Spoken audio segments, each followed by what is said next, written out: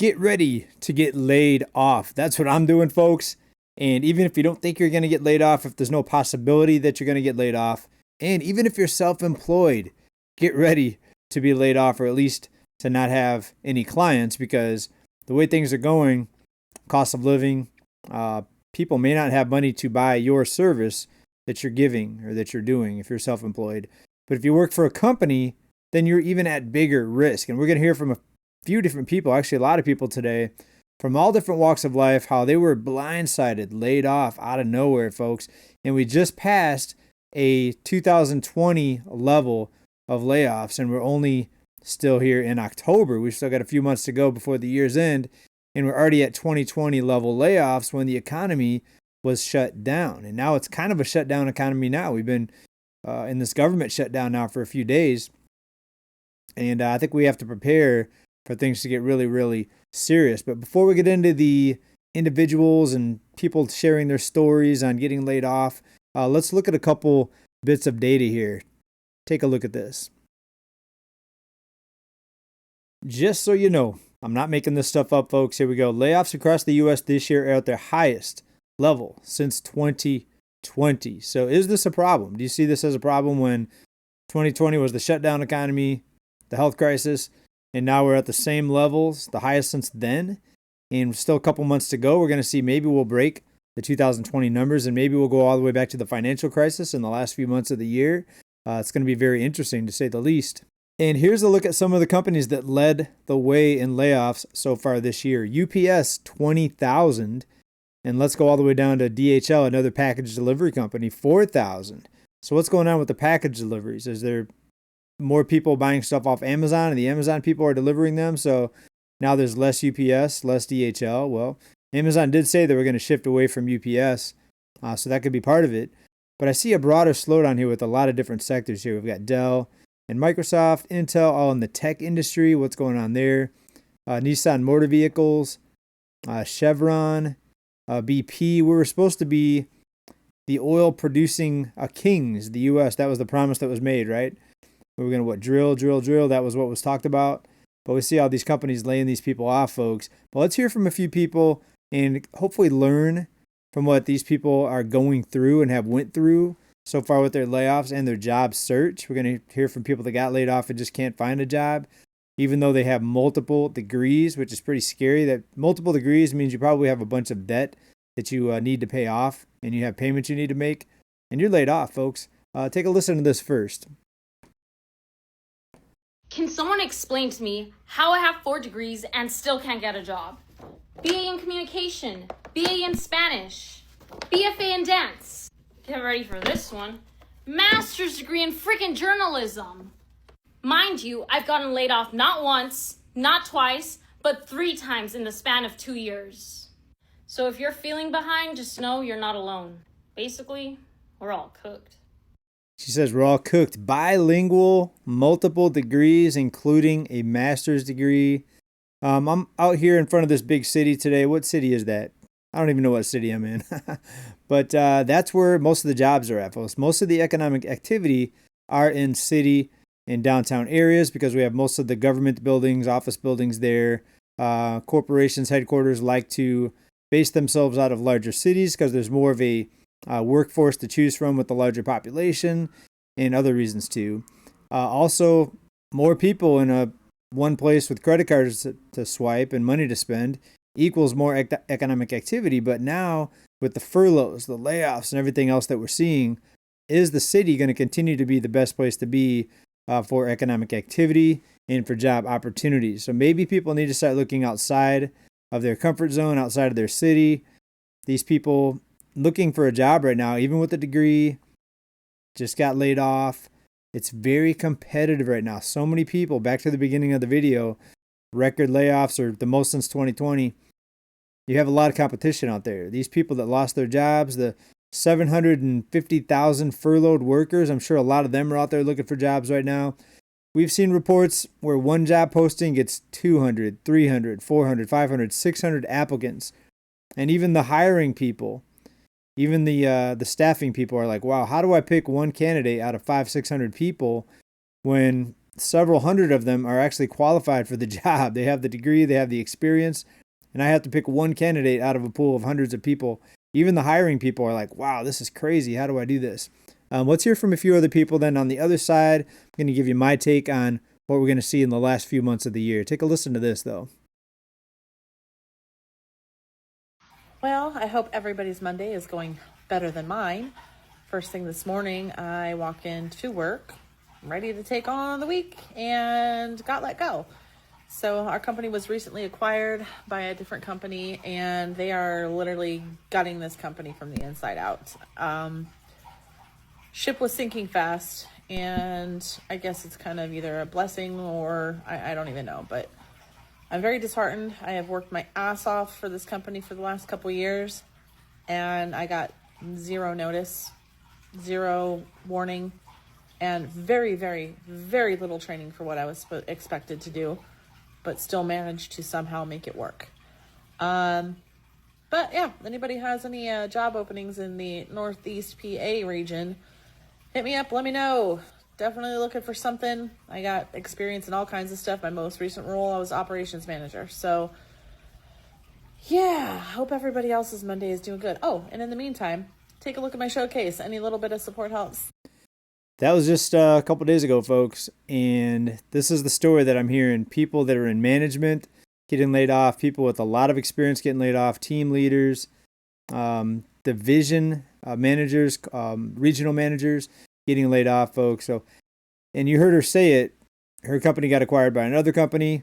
That usually is a sign, a warning sign, folks. If your company gets bought out, the company that bought your company is going to be looking to trim the fat, for lack of a better term. They're going to be looking to get rid of the unprofitable parts of the company, and they're going to look to replace you maybe with staff that they're bringing in from their company.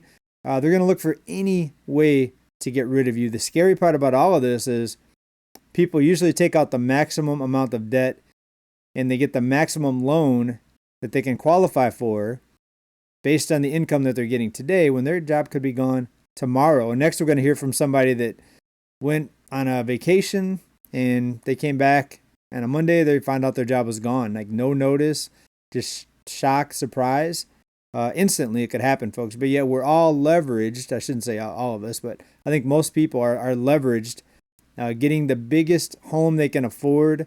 When you get a mortgage, the most you qualify for, that's the price level most people are getting. It's rare that people get qualified for a $600,000 mortgage, but they're going to go look for a $200,000 or $300,000 home, if those even exist anymore. In some areas they do, not in California. But you get my point. A lot of people just want to get as much as they can with the money that they can borrow, borrowed money. And they want to spend as much as they can, even though they have debt, even though they can't pay the debt off, they're still going to spend as much as they can. It's the American way, not to put all the blame on the American worker or the American consumer that has, I think a lot of people have spending addictions, but I think that's a big part of it. Let me know what you think down in the comments, but take a listen to this next. Hi, my name is Jesse Clavijo. I am 37 years old and I just got laid off today. It was my company for 5 years. And I did and sacrifice a lot, but that's the beast, right? So if anybody else is going through the same issues, it sucks. 5 years, but as everything changes, life changes. I changed my life. I moved to Chicago for a new start, better start. And I know this will probably be the best thing for me because it's going to pivot me to my next greatness. But good attitude. It's a little scary because you're like, money, where is it going to come from, right? And I was blessed and thankful for being in a career that gave me the tools or the resources, but something will come my way. My mom's out there looking over for me, so she'll make sure I'm okay. But yeah, now I was like, what do I do? um, it's weird, but yeah. Anyway, I'm looking forward to a new version of myself. I'm excited to meet him. Anyway, hope this helps anyone. I know it sucks, but life is life, and you got to keep on going. People are putting themselves out there, and a lot of people can relate because a lot of other people are in the same boat. And he's lucky. It sounds like he's got his parents to rely on, so a lot of people can move back home with their parents and leave their apartment, whatever they move to. A lot of these people bought places based on their jobs. Remember the big relocation trend after 2020 where people could work remotely. They moved out of their states, sometimes far away. And then companies started calling people back to the office. Now, a lot of those same companies that mandated people coming back to the office, which I think was a kind of a soft way of laying people off because they knew a lot of people would not relocate. That's just the theory that's out there. But now a lot of those same companies are laying people off. So you relocated for a job. They mandated you to come back to the office. You moved all the way back, maybe multiple states, and now you get laid off, folks. It's pretty brutal. The scary part is when you don't save up money and you don't have a nest egg. Right? When you work hard, you heard that guy there. He said, I put in a lot of dedication for 5 years. And dedication and working hard and working overtime and going above and beyond, it can be rewarding if you're able to save up money, not just pay your bills, not just scrape by, but save up money, have a cushion, have an emergency fund, have a nest egg, putting money into retirement and into retirement savings. If you could do those things, then it seems like it's worth it. But what we're seeing now is people, years and years of dedication to a company, going above and beyond, and still worried about their next paycheck after they get paid off because they didn't make enough to get that cushion, to get that emergency fund, right? To make it through the hard times. No rainy day fund, folks. Take a listen to this, though.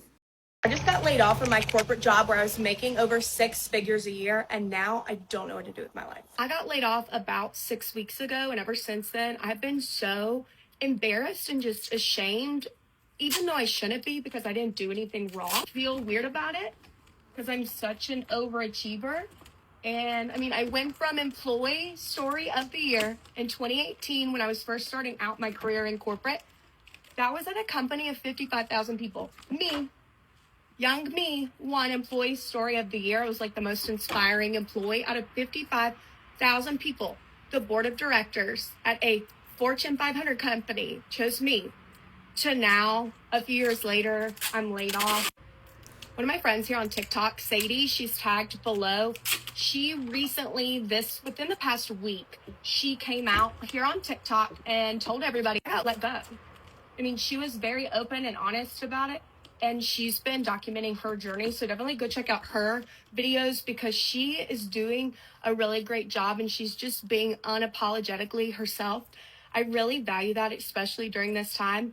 Because like I said, for 6 weeks, I've been too embarrassed to even...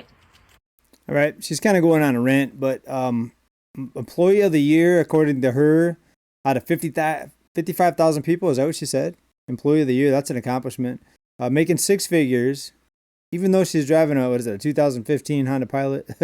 I've got the same year make and model. No, I've got a 2014, but the same body style. Actually, I respect people that drive an older vehicle that make good money. Because if you don't have to drive a newer vehicle, if your vehicle is reliable, why do it? But anyways, people with a lot of experience, award winners, multiple degrees, bilingual, years of experience and dedication, getting laid off, folks. This is a different type of economy that we're in right now. I don't think we've ever seen anything quite like this.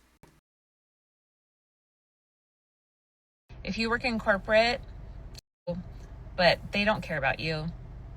I was laid off 2 days after I was given a $10,000 raise. And also I was working on this big project that we were soon to be launching. And also I was close with my boss. He told me, your job is safe. Nothing's going to happen to you. And it did. No matter what they tell you, no matter the amount of money they give you, they can let you go at any time. And it is a terrible thing that they can do that. I could never do that to somebody. Don't get me started on on the friendships at work. Your friendships, people that I thought I was so close with, people that I've traveled with, people that I thought were some of my best friends, haven't even called to reach out, nothing. So don't put your blood, sweat, and tears into a company, into people that just aren't going to care. They don't care. Absolutely.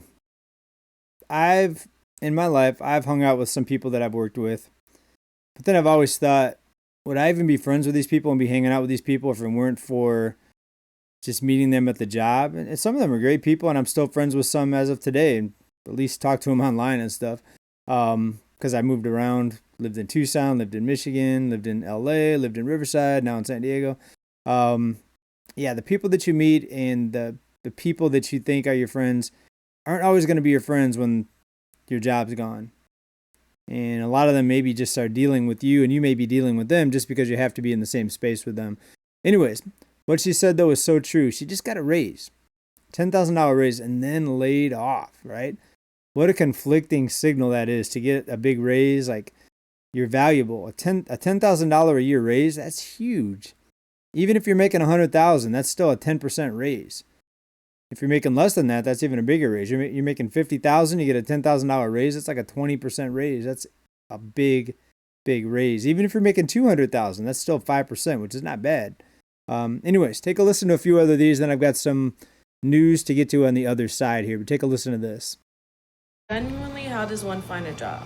Because I've been at this since the beginning of June, almost every day, consistently applying, hitting up people, and it seems like I'm just back to square one. Like, I got the damn degree. I got 4 years of fucking experience in a corporate setting. What gives, bro? And they say, someone with a degree saying, bro. I actually like it when people that have degrees and educated people don't try to sound and don't try to talk like they're educated. Say Gen Z's lazy, and they say Gen Z doesn't want to work. Bitch, I'm trying to work. I'm trying to like reach my life goals, but it's like, hire me. More recent grads are crashing out. People are crashing out. They don't know what to do. They're panicking, especially the younger people, because they know the cost of everything and how expensive it is. And they look at what their parents had to do to get by. And what people have to do now, especially young people, is 2-3 times more than what their parents had to do. All right, folks, let's hear some warning signs on if your company is about to do layoffs. Take a listen. I can't be the only person who is smart enough to see this, but here are 5 clear signs that your company is about to do layoffs. I'm going to need you to save this video for later, and please share it with a friend who needs to hear this. Number 1, your company starts to cut all contract workers, and anybody that leaves, they do not backfill their position. This is a clear-cut sign that they're about to do layoffs. Number 2, they do a return to office. Now, either this is 5 days a week or it's hybrid. Either way, people who can't commute are forced into the decision. Do they quit or do they relocate? A lot of people will just quit. Number 3, they start getting really tight on expenses. This means expenses for teams, for clients. They really start monitoring where that money goes, and they might even put limits on that spending.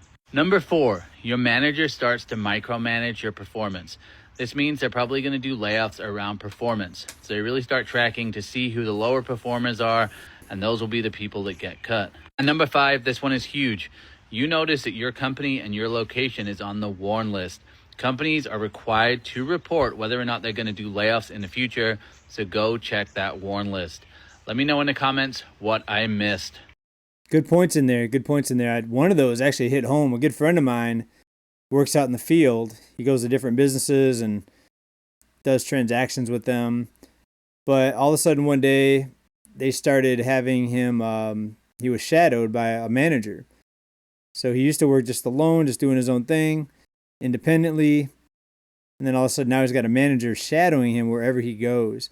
So he knew at that point, I think even he said he knew that his days were numbered, because why would they start doing that? If you're a good employee, if you're making your bonuses and if you're hitting your goals, that's a sign, folks, when you start being micromanaged. And it's a way to, I think, another soft layoff, right? You make the work environment more difficult to maybe have these people quit and get frustrated, right? The same thing with back to office mandates, all right? You make people relocate, come back, and a lot of them, like he said, a lot of them won't even come back, folks. So different times, but take a look at this bit of news here before we wrap up. Take a look, people. Soaring rents forcing millions of young adults back home, especially the ones that got laid off, and pushing first-time buyer to the age of 38 now. So people are almost 40 years old on average before they buy their first home, folks. That's a scary number. I got my first home at 20, right? It was a small condo, but that was back in the day, back when people could do such a thing. It's very rare that someone gets a home at 20 now, 20 years old. Crazy, folks. Let me know what you think about all this, all the layoff, the stories. Are you ready to get laid off? Are you mentally preparing yourself? I'm preparing myself. Even if you're self-employed, like I said at the beginning, what if you don't have clients? What if the economy is so bad that even your clients as a self-employed person can't afford your services, right? Another thing to think about. And I don't think really anyone is self-employed because you still are dependent and reliant on your clientele, right? Anyways, let me know what you think about any of this. And if you just want to give me a shout out, I heard from someone in the last video saying that they've been with us for 6 years and kind of giving me props and thanks. So thank you very much for all the longevity and the people that have been here for several years watching this channel. And I appreciate every one of you, each and every one of you being here. And we hope to see you in the next video. As always, keep stacking. Bye for now. Peace.